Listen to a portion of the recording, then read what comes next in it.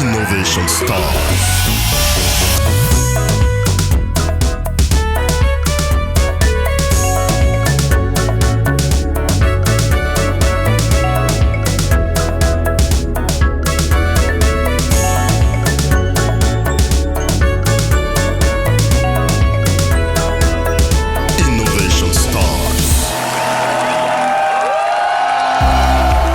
Bienvenue à toutes et à tous dans Innovation Stars. Innovation Stars, des solutions pour gagner. Le ministère de la Recherche scientifique et de l'Innovation avec la Cameroun Radio Television font de la science, de la technologie et du génie tout court des moteurs de création de richesse et d'accélération de la croissance économique du Cameroun. Innovation Stars. Innovation Stars, c'est votre rendez-vous pour renouer le lien entre la science et la société, faire connaître le système national de recherche scientifique et d'innovation et par-dessus tout, célébrer les acteurs de la science et des solutions qu'ils apportent au quotidien. Innovation Stars. Actualité l'oblige, le Cameroun étant en pleine guerre sanitaire, le sujet de ce jour porte sur un appareil d'assistance respiratoire solaire développé par la start-up Général Biotech. Pour en parler, nous recevons sur ce plateau, à ma gauche, Stéphane Moifo. Bienvenue sur ce plateau. Merci beaucoup, madame. Nous recevons également Valdez Yanké. Bienvenue sur ce plateau. Merci, je suis très content d'être sur votre plateau aujourd'hui. D'accord. La science camerounaise cultive son identité narrative et l'un des grands traceurs de ce récit épique n'est autre que le professeur Charles Awono. Qui est-il? D'où vient-il? Qu'a-t-il fait pour faire évoluer la science camerounaise? Réponse à ces questions maintenant. Innovation Stars. Quand on fait un hommage, ça veut dire qu'on reconnaît ce que quelqu'un a fait. Ça fait chaud au cœur, ça fait qu'on est content, on travaille de plus en plus. Né le 19 avril 1955 au Cameroun, le professeur Charles Awono Onana est un véritable docteur des sciences au service de l'Afrique et du Cameroun. Après l'obtention consécutive de son Master of Science in Engineering en 1981 et de son Philosopha Doctor in Technical Science en 1984, Awono Onana est recruté comme assistant à l'université de Yaoundé en 1984. Il devient tour à tour chargé de cours stagiaire dans la même institution universitaire, ensuite chargé de cours en 1986.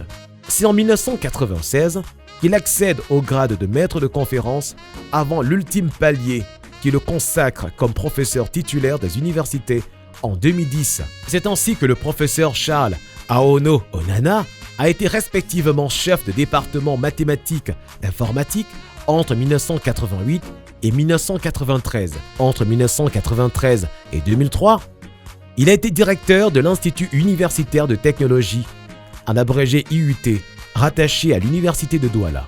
Il a été également directeur de l'École nationale supérieure polytechnique de l'Université de Yaoundé 1 entre 2003 et 2017. Dans la foulée, en 2014, coordonnateur de l'unité de formation et de recherche doctorale en sciences de l'ingénieur à l'Université de Yaoundé 1. Et depuis 2017, il officie comme doyen de la faculté des sciences, toujours dans la même université qu'il a formée. Chevalier de l'Ordre du Mérite de la République française, a participé à une bonne kyrielle de projets, à la fois scientifiques et de développement, qui, en tant que coordonnateur, maître d'ouvrage ou expert, on peut relever la création sous les auspices de la Banque mondiale du Centre d'excellence africain en technologie de l'information et de la communication de la Banque mondiale, en abrégé CETIC, dont il a été le coordonnateur entre 2013 et 2017. Déjà entre 1998 et 2002, le professeur Awono Onana a été coordonnateur du projet de la formation technique dans l'enseignement supérieur. Il a été autant coordonnateur du projet Hermite de l'Union européenne entre 2014 et 2019. Pareil pour le projet Africom, qu'il coordonne depuis 2016 sur financement de l'Union européenne. Toujours dans l'optique de la mobilité des chercheurs en master et doctorat. Expert auprès de l'UNESCO dans le cadre du projet Pôle d'excellence technologique universitaire en Afrique centrale, le professeur Awono est un patriote. Férule de la science et de la recherche, il totalise uniquement au cours des 5 dernières années une vingtaine de publications scientifiques. Les acquis de ces travaux scientifiques peuvent servir d'abreuvoir auprès des pouvoirs publics en termes d'offres de formation et de recherche qualitative, dont le Cameroun aspire dans un contexte de mondialisation. Innovation Star. De retour sur ce plateau avec vous, Stephen Mwafo. Est-ce que vous connaissez le professeur Charles Aono? Oui, je le connais très bien. C'est l'un de nos mentors dans la technologie et le développement des équipements. D'accord. Et vous, Valdez Yanké? Oui, le professeur est une très grande figure pour nous, emblématique, parce qu'il fait beaucoup de choses, il aide beaucoup la jeunesse, surtout celle qui veut innover et donc créer. C'est un homme à qui il faut vraiment rendre hommage. D'accord, merci. Chers téléspectateurs, nos invités de ce jour nous viennent de la start-up General Biotech, basée dans la ville de Baganté. Allons tout de suite à la découverte de cette cité de l'innovation. Innovation Star.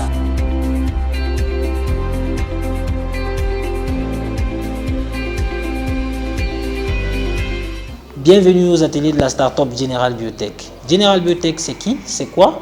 Biotech, c'est une structure qui est née en 2018. Suite au décès de l'enfant, une camarade de classe, nous nous sommes dit, dans une clinique de la place, à cause du manque de couveuses néonatales solaires, l'enfant est décédé. Depuis ce départ, nous avons marqué cet accent-là sur le fait de pouvoir concevoir des couveuses pour permettre ici que cet événement ne se répète plus. Depuis 2018, la start-up de General Biotech s'est donc spécialisée dans la conception des équipements adaptés aux besoins des populations. Par la suite, Biotech a décidé maintenant encore d'aller au-delà des populations, mais aussi dans le domaine environnemental, en produisant des équipements qui pourraient aussi empêcher la destruction de la couche d'ozone et aussi la protection de l'environnement. La structure General Biotech aujourd'hui est ainsi constituée de plusieurs ingénieurs, 14 ingénieurs au total. Nous pensons donc qu'avec le temps, nous pourrions encore mettre sur pied d'autres équipements pour non seulement sauver des vies, et aussi permettre à ce que le taux d'emploi au Cameroun puisse grandir. Innovation Star. C'était là l'une de nos cités de l'innovation. Stephen Mwafo, quel est votre profil de base? Alors, je suis ingénieur biomédical. D'accord. Et aussi ingénieur informatique diplômé de l'UNICAF University. D'accord. À l'Université de Montagne, j'ai eu mon diplôme d'ingénieur biomédical. Et par la suite, j'ai décidé d'exercer en tant que personne libre pour pouvoir développer ma propre start-up. D'accord, merci. Et vous, Valdez Yanké? Je suis également ingénieur biomédical finissant, donc arrivé à terme de ma formation, j'ai donc décidé de me rapprocher d'un aîné, d'un grand frère pour essayer de cheminer avec lui, déjà avoir un pied déjà dans le monde professionnel pour déjà être acclimaté à cela. Donc je travaille avec lui depuis pratiquement 1 an. Donc voilà, c'est un peu ça mon profil, mon parcours. D'accord, merci. La thématique qui nous rassemble aujourd'hui porte sur un appareil d'assistance respiratoire solaire. C'est quoi un appareil d'assistance respiratoire? Alors, comme son nom le dit, c'est d'abord un appareil d'assistance respiratoire comme tous les autres, c'est-à-dire un équipement qui permet d'assister des personnes qui ont des déficits respiratoires. D'accord. D'abord, pour un premier plan, on va dire que notre équipement ici a plein de fonctionnalités nouvelles. Et celui qu'on présente aussi ici est un peu plus évolué par rapport à ce qui existait déjà, dans le sens où il prend d'abord 2 patients. D'accord. Solaire, comme vous l'avez entendu dans son nom, parce qu'il utilise une fonctionnalité solaire, parce qu'on sait très bien ici au Cameroun, on a beaucoup de problèmes d'énergie électrique, on a beaucoup de problèmes de coupures intempestives. Et aussi, il incorpore une fonctionnalité transport facile, parce que je vais dire transport facile parce qu'il incorpore un mode de déplacement, de fonctionnement pendant un déplacement, c'est-à-dire dans un véhicule, vous pouvez le brancher tout simplement sur une fiche allume-cigare pour permettre le transport. Donc, si vous voyez un peu la problématique actuelle dont souffre notre pays, ici, c'est pas seulement le pays, je vais dire, le monde entier, parce que la Covid-19 qui a frappé le pays d'ici, ça fait déjà plus de 6 mois, est un phénomène que jusqu'à présent nous n'avons pas pu canaliser. Et donc actuellement on réunit des idées comme celle-ci pour pouvoir permettre au Cameroun et à l'Afrique d'abord de réduire le taux de mortalité des personnes décédées de Covid-19. Donc en premier plan ici, vous voyez un peu le cas des personnes qui vivent dans les zones reculées comme Yokadouma par exemple, qui n'ont pas accès à ce genre d'équipement, non seulement parce que les moyens financiers ne le permettent pas, parce que pour mettre quelqu'un sur assistance respiratoire, là où on peut en trouver, il coûte très cher. Et déjà aussi, là où on en trouve aussi, il est moins adapté. Ça veut dire que la personne peut faire un long déplacement pour venir se mettre sur l'équipement et il arrive dans un centre de santé, il n'y a pas d'énergie électrique. Donc ça fait en sorte que l'équipement ne fonctionne pas et cette personne-là décède de suite de manque d'assistance. D'accord, je vais rebondir là-dessus pour savoir qu'est-ce qui vous a motivé à mettre sur pied un tel appareil? Déjà d'abord, les motivations premières sont d'abord comme celles que j'ai citées. C'est-à-dire le coût des équipements sur le marché, oui. Déjà le manque d'appareils d'assistance respiratoire sur le marché, parce qu'on va dire que le Cameroun compte moins de 200 équipements, oui. Pour une très grande population et pratiquement 4000 formations sanitaires. Vous voyez que c'est costaud, mais on n'en a pas les équipements pour permettre aux gens de se soigner. C'est-à-dire que ça devient beaucoup parce que c'est très coûteux sur le marché, c'est pour ça qu'on n'en a pas. Donc le peu qu'on en a sont encore moins adaptés. Et beaucoup de populations perdent la vie comme ça, parce que non seulement parce qu'ils ne peuvent pas s'en approprier, se mettre sur l'équipement, ou alors encore, ils ne peuvent pas encore se déplacer jusqu'aux endroits pour trouver cet équipement-là. D'accord, merci Stephen Mosfo. Je viens vers vous, Valdez Yonke. Maintenant, comment est-ce que vous êtes parti de l'idée pour parvenir au prototype que nous avons actuellement? Pour partir de l'idée, d'abord, l'une de nos missions qu'on s'est fixée, c'est de répondre aux attentes des populations, hein, développer des solutions biomédicales adaptées à notre milieu. Donc, lorsque a été déclarée cette crise de Covid, nous avons donc décidé, nous avons essayé d'orienter nos recherches plus sur une solution dans ce sens-là, vu que nous avions développé d'autres projets auparavant, comme notre couveuse néonatale solaire par exemple. Donc, il est ressorti d'une séance de travail, nous avons donc dit, nous allons faire des respirateurs. Et vu la puissance de ce virus qui mettait au sol plusieurs personnes, on s'est dit, si on pouvait faire un équipement qui pourrait prendre en compte 2 patients, ce serait bien déjà, ça va alléger un peu la tâche des formations sanitaires. Et puis, partir de là, nous avons eu des séances de travail pour essayer de voir les méthodes que nous allons utiliser et tout ça. Lorsque cela est terminé, donc, nous passons à la modélisation des différents équipements et donc la modélisation de l'équipement et des différents systèmes. Donc après ça, c'est la simulation et tout. Et je tiens donc à rappeler que le dispositif, il est déjà fonctionnel. Donc nous avons déjà terminé la première version qui a été validée par le conseil scientifique. Donc la deuxième version est en cours de conception avec d'autres améliorations encore. Donc c'est un peu le process, c'est un peu notre parcours qui tend de l'idée que nous avons eu d'essayer aussi d'aider notre pays pendant cette crise. Voilà. D'accord, mais non, quels sont les usages qui sont faits de cet appareil-là? Les usages qui sont faits de cet appareil-là, d'abord, je vais prendre notre contexte de cette crise encore, puisque l'une des conséquences du virus, nous allons le dire, c'est la détresse respiratoire. Donc, l'équipement permet de prendre en charge les patients. Donc, au-delà de cela, nous savons déjà notre pays a un problème de nombre d'équipements. Donc, il y a des personnes qui naissent même avec des anomalies respiratoires, d'autres qui les contractent et tout. Donc, le respirateur lui permet d'assister, n'est-ce pas, un patient qui n'arrive pas à assurer sa respiration par lui-même. Donc, le dispositif l'aide en lui donnant un souffle encore en plus. Donc c'est un peu ça l'application de l'équipement. Voilà, donc D'accord, merci beaucoup Valdez Yonke. Chers téléspectateurs, si vous nous rejoignez actuellement, vous êtes à l'écoute de votre émission Innovation Stars. Innovation Stars, le mémorial vivant des scientifiques et des innovateurs camerounais. Valdez Yonke, nous sommes en train de parler d'un appareil d'assistance respiratoire solaire développé par General Biotech. Mais non, si cet appareil était produit à grande échelle pour un usage de masse, quel pourrait être l'impact? Alors, d'accord, ce que je veux dire par là, c'est que déjà, je reviens dans le contexte Covid-19. Le Cameroun n'est pas le seul pays qui en manque. Tellement de pays africains et nous voyons le taux de mortalité grimper et qui ne fait que croître. Les pays occidentaux aussi sont en manque. Donc, on ne va pas sauter ce cas-là parce qu'il est précis, mais on va dire aussi que par-dessus la crise sanitaire Covid-19, il y a l'après-Covid qui serait encore l'assistance respiratoire. Donc l'équipement reste toujours l'équipement. Après ça, on continue à assister les patients même après le Covid parce que le déficit respiratoire est un problème qui était là avant et qui a été juste aussi une conséquence de la Covid-19. Donc là tout de suite, si nous pouvons produire cet équipement en masse, nous pourrons sauver plein d'Africains, plein de Camerounais d'abord, plein d'Africains par la suite et intervenir aussi déjà dans le monde entier si possible pour pouvoir réduire déjà le taux de mortalité dû à cette crise sanitaire. D'accord, c'est très bien compris. Sur ce, chers téléspectateurs, nous allons maintenant nous diriger vers la boutique de l'innovation pour voir et toucher du doigt ces différents produits développés par la start-up Général Biotech. Innovation Star. Bonjour, je suis Stéphane Moifo, ingénieur biomédical et CEO de la start-up Général Biotech. Bienvenue à la boutique de l'innovation de la structure Général Biotech. Mon équipe et moi, nous vous présentons les équipements sur lesquels nous travaillons depuis fort longtemps. Il s'agit ici de notre premier équipement qui est le respirateur multiparamétrique solaire bipatient. Bipatient, pourquoi? Parce qu'il est conçu pour 2 patients à la fois.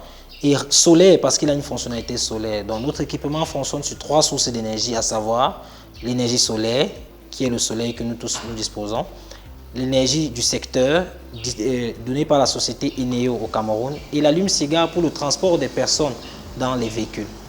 Notre équipement fonctionne encore sur 3 produits, ça prend encore 3 produits en charge, notamment l'air, l'oxygène et l'azote.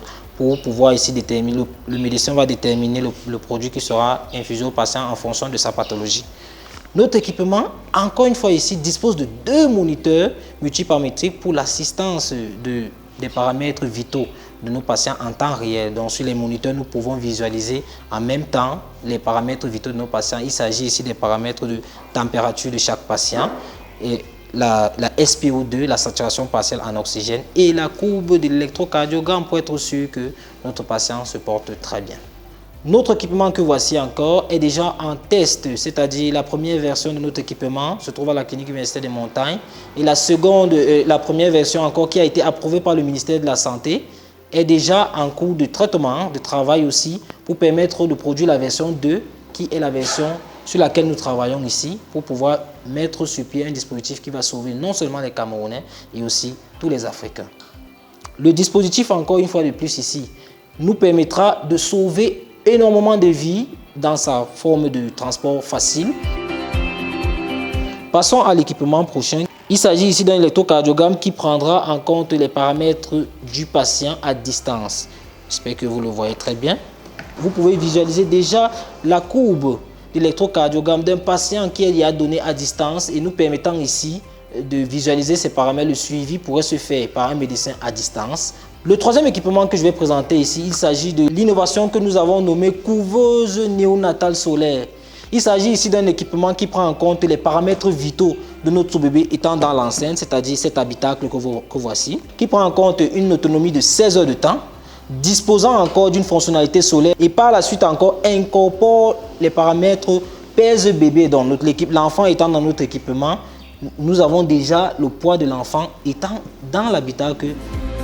Le dispositif incorpore un verin pour permettre les mouvements proclive et déclive du lit, c'est-à-dire monter et descendre du lit. Et par la suite encore ici, nous pouvons ajouter encore les capteurs de température de l'enfant. Nous pouvons joindre déjà la température de l'enfant dans l'enceinte. Nous pouvons encore joindre ici le signal électrocardiogramme en même temps pour nous permettre de déterminer l'activité cardiaque de l'enfant dans notre équipement. L'équipement dispose encore, une fois de plus ici, d'un module de photothérapie pour soigner les enfants atteints de l'hystère néonatale. L'hystère néonatale, ce n'est que cette maladie encore appelée couramment la jaunisse. Beaucoup d'enfants au Cameroun décèdent de jaunisse. Dans cet équipement, nous pouvons déjà tout de suite mettre en évidence cette fonctionnalité-là qui pourrait soigner les enfants étant même dans la couveuse. Il dispose de 6 hublots pour permettre la manipulation de notre enfant. Vous pouvez voir comme je l'effectue ce mouvement. Comme je l'ai dit tout à l'heure, dispose d'une autonomie de 16 heures de temps. Le quatrième projet sur lequel nous travaillons ici est une canne pour aveugles avec détection d'angle mort et détection aussi de trous en face de l'équipement. C'est-à-dire un aveugle pourrait se repérer avec cette canne que nous sommes en train de mettre sur pied sans toutefois avoir besoin de l'aide ou l'assistance d'une personne voyante. il peut se déplacer avec sa canne que nous sommes en train de concevoir pour permettre en sorte qu'il ne puisse s'égarer d'abord en première position et aussi par la suite qu'il ne puisse rencontrer des obstacles qu'il ne pourra pas traverser. Donc ce dispositif incorpore encore une fonctionnalité solaire pour permettre que cette canne-là ne puisse pas se décharger facilement et que notre personne malvoyante ou aveugle qui dispose de cette canne puisse avancer et puis faire des travaux comme des personnes voyantes. Le dernier projet que je vais présenter ici, il s'agit d'un logiciel de gestion hospitalière, c'est-à-dire de gestion des hôpitaux. Il s'agit ici d'un logiciel qu'on a appelé GESOPI, qui consiste ici à faire la gestion des hôpitaux, car le désordre qui se retrouve dans nos hôpitaux déjà nous fait en sorte que nous ne puissions pas résoudre cette problématique-là. Alors nous avons conçu un logiciel pour le suivi des patients, la consultation, la pédiatrie, l'anesthésie, l'hémodialyse, le laboratoire et tous les autres services que comporte un hôpital. Donc notre logiciel permettrait ici en même temps d'avoir une traçabilité sur tout ce qui se passe au sein de l'hôpital et par la suite encore permettre à ce que le personnel qualifié ou autorisé à pouvoir faire des vérifications puisse avoir une traçabilité exacte de ce qui se passe au sein de l'hôpital. Je vous remercie. Innovation Star. De retour sur ce plateau, Stéphane Moifo, vous êtes diplômé de l'enseignement supérieur et promoteur de la start-up Général Biotech. Est-ce que vous avez un mot à adresser à l'endroit de ces nombreux jeunes qui sont également diplômés de l'enseignement supérieur, mais qui constituent le pourcentage de chômeurs en fait, au Cameroun? Alors, ce que je peux dire ici, c'est le message que je peux passer à tous les jeunes, c'est celui que je le dis d'habitude à mes collègues ici, c'est de croire en soi d'abord pour ses propres projets et se dire on ne peut pas attendre toujours d'entrer à la fonction publique ou bien d'avoir un concours pour être quelqu'un demain. Nous pouvons lancer nos propres entreprises, ça veut dire qu'on peut croire en ce qu'on veut faire et puis j'encourage aussi beaucoup plus les parents ici à faire confiance aux jeunes parce que c'est ça qui permet le départ d'une start-up, c'est le love money. Donc on a vraiment besoin ici de dire aux parents et à la famille d'encourager et de croire aux jeunes et aussi les jeunes de se responsabiliser et de pouvoir mettre sur pied déjà des idées matures avant d'entamer le processus. Donc c'est comme pour dire vraiment il faut croire en soi, il faut croire au projet et c'est de cette façon-là qu'on va y arriver. D'accord, merci Stéphane Moifo. Valdez donc, pour un jeune en fait qui a cette idée-là, qui veut innover mais qui a peur de se lancer, qu'est-ce que vous pouvez lui dire?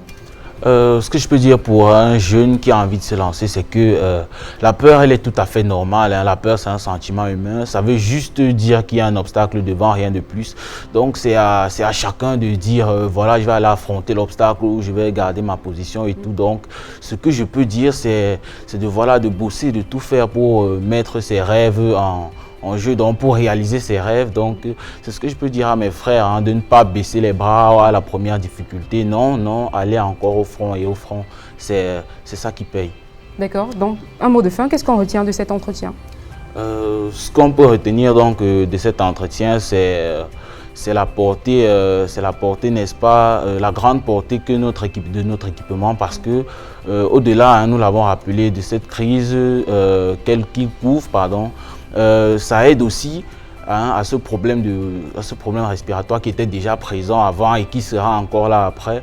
Donc, et vu nos réalités, vu la quantité de notre population et aussi des équipements disponibles, donc la dualité d'utilisation joue aussi un très grand rôle dans l'impact, n'est-ce pas, de cet équipement. D'accord, merci beaucoup Valdez Yanké. Un mot de fin, Stéphane Moifo? Oui, je vais ajouter à ce que mon confrère vient de dire, tout simplement que déjà, il a parlé de l'équipement qui, dans sa fonctionnalité déjà double patient et solaire, c'est quelque chose déjà de plus pour rendre le traitement plus rapide.